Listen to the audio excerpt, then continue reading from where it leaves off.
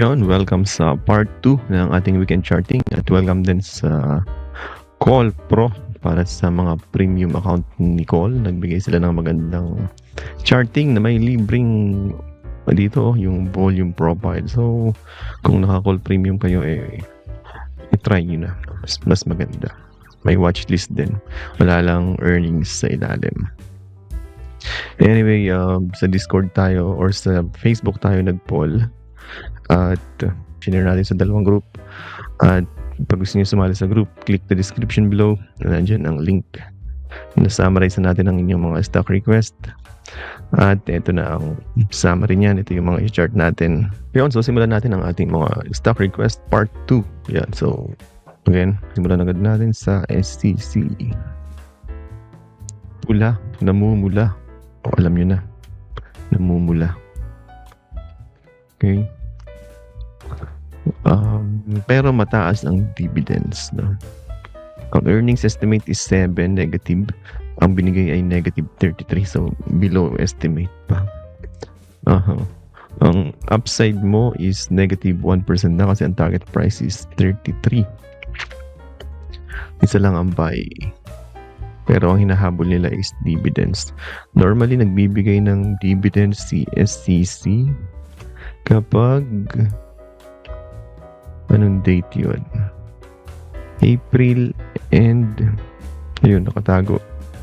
April and October. Ina-announce niya ng October. Kung ngayon ay July, August, September, October. 3 months na. 3 months play. Yun. So, tingnan natin. 3 months play, SCC. So far, okay naman. Paakyat siya. Okay. Paakyat at mayroong ito kahit hindi maganda ang earnings, no? Dahil may dividends, pwede siya i-push nung kanyang dividends. Kailangan lang na yung kanyang earnings is maintained para mabigay niya yung yield. Pero ito na yung computation ng kanyang yield kahit na based dito sa earnings na to. Ngayon, kung mas mababa sa consensus, o di gaya niyan, dapat mababa din yung yield. So, most likely, lower than 13%. O sabihin mo ng 12 or 11. Okay, so kung magbibigay siya ng dividends na 12 or 11, in 3 months time, yun. Pwede siya dyan sa mamaya na yan. Pwede siya dyan mag-resist. Yan. Dyan sa part na yan. Okay. Kung type niyo mag-dividend play, hindi ito momentum, no? Ito is assuming na mag-declare siya ng divs na same same 250 sa current level ang 250. Yun. So, mataas din. 7%. So, malamang mag-ano yan. Ma-hit niya to in 3 months, no? Or pwede rin mag-exceed hanggang sa gap yun. Dyan. So, ang possible upside natin dyan is from 3 to 7% dividends. Okay? Pero pag nagbigay siya ng dividends, kailangan mo lang bitawan agad para hindi ka tamaan ng gap down. Okay? So, that's SCC. Simple play, dividend play. Ang magandang area na bumili is dito. 33. Okay? So, kung may 33 pa, edi not bad. At magandang place na i-accumulate. Okay? Or, pwede ring breakout dito sa 33.7. Actually, maliit pa yung inaangat niya. 2% pa lang. So, pwede kung wala ka pang mapaglaruan. Okay? So, yan. Next is DMC. Sa ilalim natin ilagay. DMC, red din. Negative 20% ang binigay. Ang estimates is positive 1. Mayroon siyang buy. Ito 8% ang yield. Mababa ang kanyang current price compared sa fair value. Fair value niya is 15. Okay naman lahat. Mapangit lang talaga to. Pareha sila. Okay. DMC. Parehas silang dividend play. Yun, gumalaw na pala to. Parehas silang dividend play. Pero alam mong mas worse yung performance ni SCC kaysa kay DMC kasi si SCC is negative 33. Ang portion niyan is binibigay niya kay or income din niya ni DMC. Sabihin, mataas yung other subsidiaries ni DMC. Okay, so DMC, kung gusto niyo nito, lipat na lang natin sa medium term at sa medyo long term.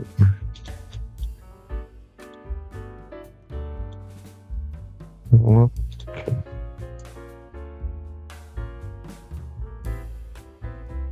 Yan. Umangat na. Malapit na sa overbought. Medyo magre-resist na yan. Ito rin magre-resist na. So kung hindi kayo nakahabol sa rally na to, most likely range lang naman to, no? Tingnan natin din. Maliit lang ang yield nito, 8% lang. Tapos, whole year yun, di ba?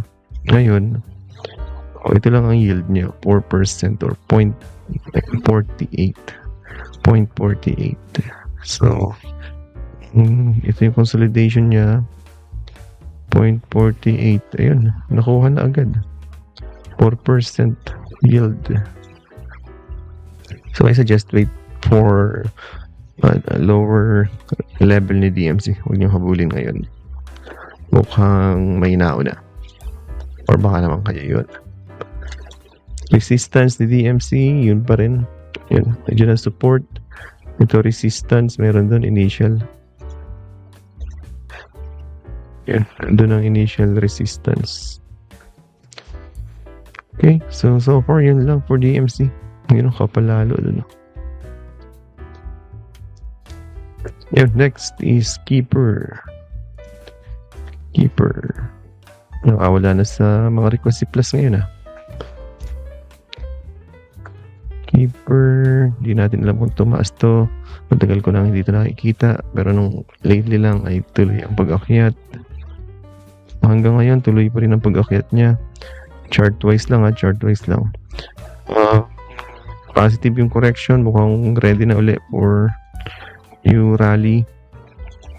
Yan. Yeah. Breakout sa kanyang ginawang flag.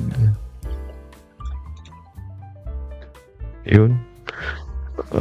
Resistance niyan dito muna ulit. 2.9. Pero maliit lang upside 3%. Kung may position kayong matagal na, i-hold nyo lang yan. Trail stop nyo sa MA50. Yan. 100 pala yan. MA100. I-trail stop nyo dyan. Kasi hindi naman siya binabasag Pero pag binasag yan, cut nyo yan. Okay, tingin ko paakit to. Gawa nung technically.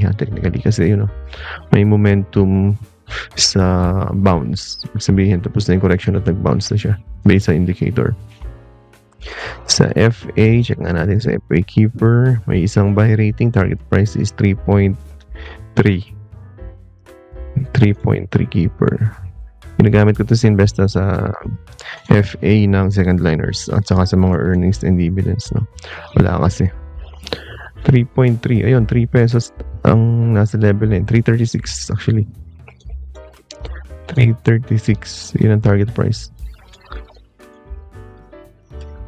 O yan, medyo malaki-laki yung upside niya. 17. And earnings goods Q1. So, okay pa rin. Maganda pa rin. Ganda talaga ang fundamentals ito. And may dividends pa siya. 6% ito, mga 4.12, 0.1. So, increasing goods talaga. No? Ayan, pwede nyo i-target yung 3.3 kung may base. Kung walang base, I think Delix lang. Maganda kung nakuha mo dito sa 2.6. Okay, so that's RCR or that's Keeper. Next is Monde. Monde, nakailang kwento na tayo tungkol sa earnings, no? So, hindi na natin masyadong i-discuss pa ulit-ulit na tayo dyan. Okay, valuation. Sira ang valuation kasi sira ang earnings. PE. Historical niya is 39, current is 13.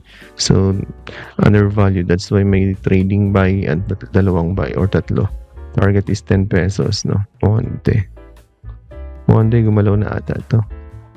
Ang nakaraan, nasa support to, so dapat inabangan nyo na doon kung trip nyo si Monde, no? Dito, kung trip nyo yan, dapat nandiyan ka sa level na yan. And I hope dahil nga ni-request nyo, so most likely bumili kayo sa support, so congrats. Hindi naman tayo bumibili sa taas.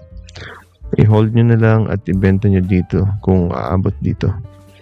Nandiyan ang resistance. Yun. So, kung dito ka bumili sa consolidation, yan ang target price mo. 12%. No? Kailan? Well, short term. Lapit yan. Yun. Nagkaka-range lang siya. Range. So, okay naman. Tingin ko kaya yan. Oo. Kaya yan. 8 pesos. Range. Laki din, no?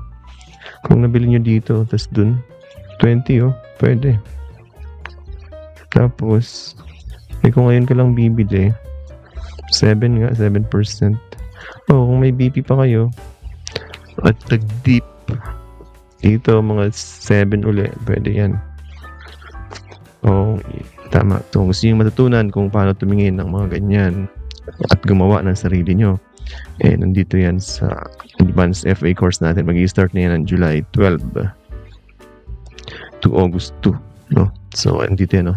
Financial statement, ratio analysis, valuation. Yun yung tatlong tungkol dito sa table na to. Pero hindi lang yan na makukuha nyo. Matututo pa kayo ng other theories like yung market theories, macroeconomics at index forecasting. Ito yung ginagamit natin sa market outlook. Diba sabi natin magbe-breakout si index ngayong linggo or last week. Yun, kaya nga siya nag-breakout. Diba? Dahil na-forecast na natin na magbe-breakout. So ito yun, forecasting using market theories and macroeconomics. Actually, itong dalawang to is pillars ng index forecasting. Ito naman ang gagamit mo sa financial statement mo sa pag-assess ng individual stocks. Ito, general market. Ito, individual stocks. At specific strategy. Ito, strategy na to. Paano pumulot sa ilalim, anong technical setup, di ba? Ito naman is paano makapaldo sa rebalancing. At mayroon ka pang Discord access. So, sa Discord, last week, nagbigay tayo ng stock picks natin, no? At ano pa, kung hindi, ito, sinabi rin sa Discord natin na bumili na kayo, no? Or mag-accumulate na kayo. Diba? Not bad for 4 days or 5 days, 15%. No? Minsan lang yan. Minsan sa isang linggo. May picks. Minsan wala, minsan meron, minsan marami. Depende kay market. Pero pag meron, hindi tayo nauubusan. No? Hindi tayo nahuhuli. Okay, so yan yung premium access sa Discord. Okay, so pag kayo nag-enroll ngayon, mga 12 hours or 6 hours or message nyo kami, mabilis kayo makaka-join sa Discord agad. Kahit hindi pa nag-i-start ang enrollment. Kasi pag inantay mo yung enrollment, or yung June 12, doon ka lang, or July 12, doon ka lang papasok, no? Pero pag nag-enroll lang mas maaga, edi matik, pasok agad sa Discord. Edi mahaba yung exposure mo sa Discord, mahaba yung access. Edi madami-dami kang mahahabol na play, lalo ngayon, no? Medyo bullish. Medyo lang. Nickel. Check nga natin dito. Ayun, may nickel pala dito. Earnings down. Check nga natin kung tunay. Medyo hindi ako updated sa second liners. Earnings, yun. Pasok. Yun natin. Ang target sa kanya is just 3%. Ang binigay niya is 74. So, goods yan. Problema yung annual niya is negative 49. Pero maganda yung ano niya. Maganda yun, no? 673M. Okay, maliit. Low base lang yung Q1. Q1, kasi negative 74 M or percent, 384 million. Ngayon siya ay 600. So, halos na doble niya yung Q1. Pero ito, 1.35B. Oh, yun. Almost mga 2B. 1 to 2B. Kaya 3 billion. So, ito, maliit to. Mukha lang malaki yung percentage, pero maliit pa rin. So, hindi convincing. No? Low base. Huwag kayong ma-attract sa positive 74 kasi galing siyang negative. Then yung annual niya, 5.7 billion. Tapos biglang naging 2.9. Sabihin mo ng 3. 5.7, 6 din ang kalahati, di ba? O kaya, tapos kalahati, tapos Q1, wala pang 1B. So, hindi attractive yan. That's why consolidation lang ang mangyayari dyan. Walang momentum sa akin. Pas na sa nickel. Ayun, kita nyo naman natutulog. Yan, so baka yun yung reason kaya request nyo, no, sa earnings. So, yun na. Yun ang kwento. Pwedeng umakyat at yun ang resistance, pero pwede rin umaba at nandito ang support in short. Nasa gitna ka. Pwede rin namang head and shoulder, pero wala namang reason for this one to break out. O di kung trip nyo, di sige. Ayan ang cut. At yun ang target price. Kahit dito nga lang. So yun lang for nickel. Walang masyadong makikita dito. Nickel. Last RCR. RCR. Congrats. Yun lang masasabi natin dyan. Congrats sa may hawak. Gaya natin. You know. Ano ba yan? 52-week high. No, 22, 52-week high. Multi-year high. Ito yung sell on news. Pero bumalik pa rin. So, goods talaga. Malapit na rin naman ng August. July, August, 2 months. Ako, I will just I will just hold my position. 8 pesos. Ang target dyan is 8 pesos. Yan. So, kung mayroon ka pang 8% upside, naliit na. Overbought. So, kung malaki ang hawak mo, pwede ka mag-partial mag-unload. Kung ayaw na at masaya na, hold nyo na lang. Pero so far, may momentum pa. Ayun, nagbabad sa...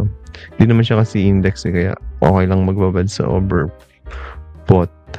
Pero soon magko-correct yan. Kahit dito lang. Ayan, sana. Para makabili ulit. 7.15. Para makapag-add ulit. Okay. So, yan ang ating RCR. Check natin dito. Yield is 5% na lang dahil sa laki ng inangat ng presyo. Tatlong buy. Target price is 8 pesos again. And above consensus. Okay. Yun lang.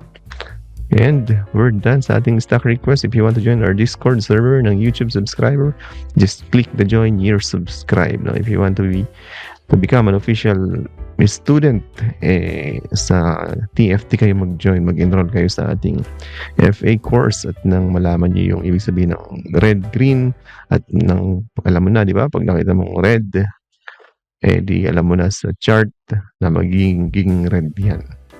And makakaiwas ka sa mga stock na yun. At kung puro green, most likely sila yung aakyat. Di makakabili ka bago ang liparan at hindi ka maiinggit. And tuloy-tuloy ang wealth accumulation hanggang ma-reach mo ang iyong financial goal sa buhay. Yan. Thanks for watching and I hope marami kayong natutunan at napulot. Feel free to share these videos sa mga friends nyo and communities. And yun, don't forget to like and subscribe and share na rin.